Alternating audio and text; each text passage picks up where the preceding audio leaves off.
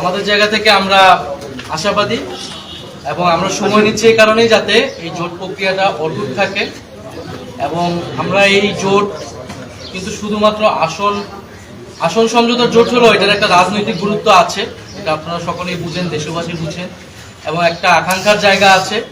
এই নির্বাচন প্রতিযোগিতাপূর্ণ হবে এবং আমাদের যেই এজেন্ডাগুলো রয়েছে, সংস্কার, দুর্নীতি বিরোধিতা, আধিপত্যবাদ বিরোধিতা, সেই এজেন্ডাগুলোকে সামনে রেখে আমরা একটা ঐক্যবদ্ধ জায়গায় নির্বাচনে অংশগ্রহণ করব এবং সবাইকে সহযোগিতা করে একটা প্রতিদ্বন্দ্বিতামূলক নির্বাচনের মাধ্যমে আমরা গণতন্ত্রে উত্তরণ করব।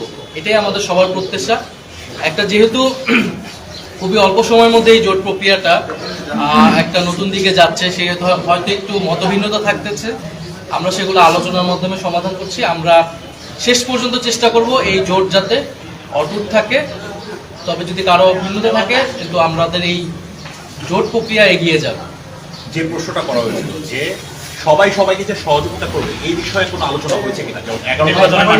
না, সেটা তো সমঝোতা মানেই তো সবাই সবাইকে এখানে সহযোগিতা করবে। যার জোটের প্রার্থী হবে, এখন পুরো বাংলাদেশে 300 আসনেই আমাদের কিন্তু এখন আর কোনো দলের প্রার্থী না, মূলত জোটের প্রার্থী হবে। বলে জোটের প্রার্থী যাকেই মনোনীত করা হবে বৃহত্তর স্বার্থে, তাকে আমরা সবাই প্রত্যেকটা দল সহযোগিতা। ধন্যবাদ।